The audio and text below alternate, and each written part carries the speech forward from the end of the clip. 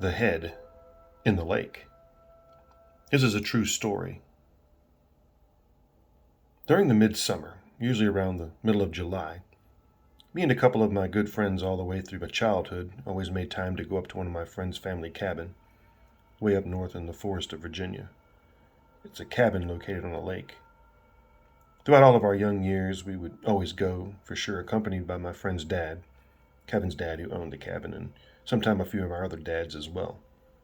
We were juniors in high school, and we felt mature and old enough to go to the cabin on our own, without Kevin's dad or any other adult supervision that may have been with us.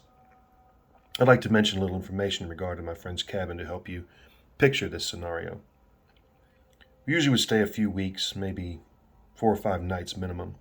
On the third night during the trip, when we were there on our own finally, we had set up a campfire and had been drinking beer all night. I don't condone underage drinking, by the way. We just happened to sneak some beers with us because we were rebels. We went out to this dock to gaze up at the magnificence of the stars and enjoy our buzz when, all of a sudden, we heard something out at the water that sounded like a fish jumping out to catch a bug. We quickly looked out the lake and were curious, wondering where the splash came from, having our poles ready 24/7. Thankfully, the moon was out that night, which helped lit up the lake. Otherwise, it would be dark as black. With there being no city lights for miles and miles, we would not have been able to see anything. Out there with no light, you can't see your hand in front of your face.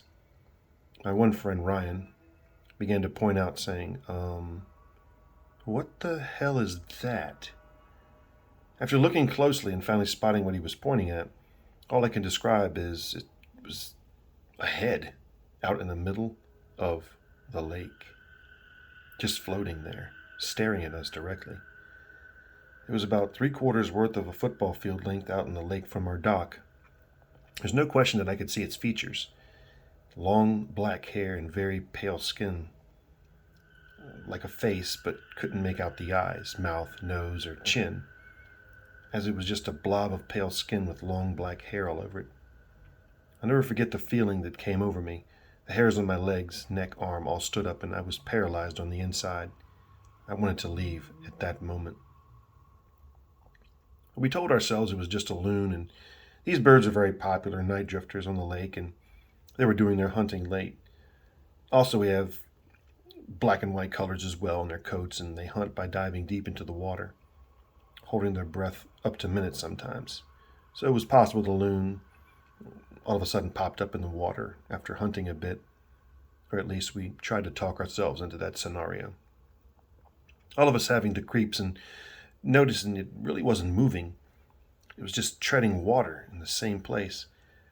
We went back to our campfire and headed inside to drink more.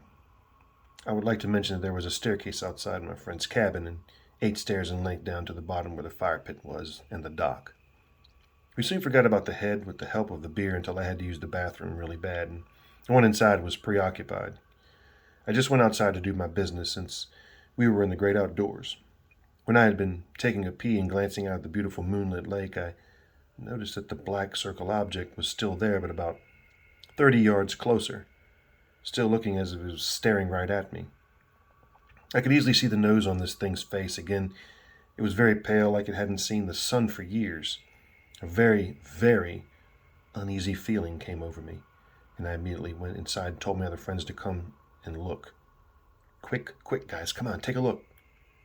Keeping my eyes glued to it as the door to the cabin, we came outside to see it still there looking at us, as if it was just corked up at us with its chin in the air. Nobody dared to go down to the dock anymore, and we immediately went back inside, ruling out that it probably wasn't a loon because a loon wouldn't have tread water in the same spot. Eventually the current would have drifted it somewhere else in a rocking manner. For a loon to stay in the same spot for almost an hour or two made no sense to us. This head-like object was stiff as a board and not moving a single muscle, just staring up at us from the deck instead. There was no ripple effect at all in the lake from the object. We said it was just a fog and went back in. I could tell everybody else felt uneasy about it. A few hours would pass. It was super late into the night, and at this point we all knew we needed sleep. Being curious, I looked back outside once more, and the black object had disappeared. I could help but feel the sense of relief, thinking that the log must have floated off or just hit shore somewhere. As we slept with the windows open that night, there's no AC in this cabin, and we had to open them or we would fry. It was the middle of summer. Me and my other buddy Tom slept in the living room while my two other friends slept in the two separate bedrooms with their doors open. Not being able to sleep but keeping my eyes peeled shut, I began to hear someone walking around at the bottom of the stairs to the cabin, around the campfire and at the bottom of the stairs. I thought I was about to shit bricks. No question what or whoever I heard down there was on the dock, pacing back and forth as it made the sound of a boot clicking on wood. It was as if they went up and down, and didn't know what to do with themselves. And this lasted for about 3 minutes. Wanting to whisper to my buddy, but frozen in fear, I just kept my eyes shut and ears on full alert. The footsteps sounded like they took 2 steps up and back up and back down, and all of a sudden, it just turned and ran. After it sounded like the steps were long gone, a couple of minutes had passed. I woke up Tommy, asking if he had heard the same thing. He sat up, and he was startled. I was startled to see my friend Ryan walking out of his room and saying, "We have to leave now." He must have heard us talking, so he felt that he could come out. But either way, he was waking us up regardless. Something was very, very disturbing about his expression, and I asked him, "Why?" He woke up my other friend Kevin in the other room, and he said, "Let's go. Get to the boat now. It's time to go." What? Ryan, what the hell is wrong with you? I'd never seen Ryan act this way. He explained to us quickly while grabbing his stuff, and I'll never forget what he explained, as he won't tell my other friends. He said when he was turning sides on his bed to get more comfortable, he saw something peeking in at the top right corner of his window, and it quickly shifted out of view. He said all he saw was one eye, ghostly white, pale skin, and black, long hair going down the window. Again, another thing I would like to add, when we look back at this thing, it chills us to the bone, realizing that since his face was in the top right corner of the window in my friend's room that he was sleeping in, this thing either was damn near 8 feet tall, standing on something like bricks, or was floating. Ryan then continued to say, "Let's go," very seriously.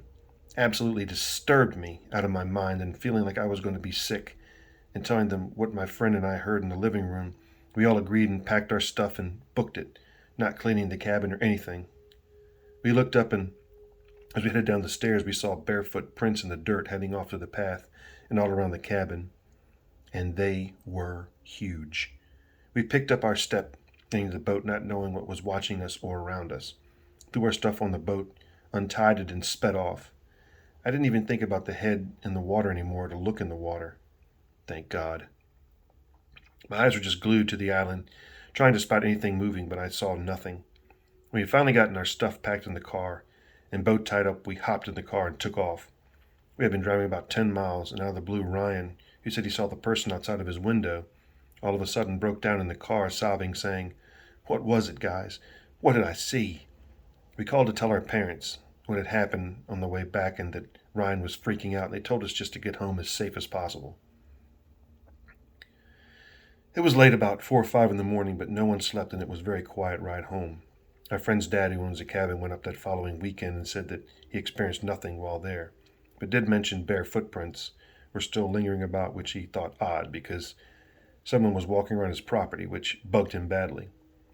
Whatever my friend saw in the window that night really hit him hard.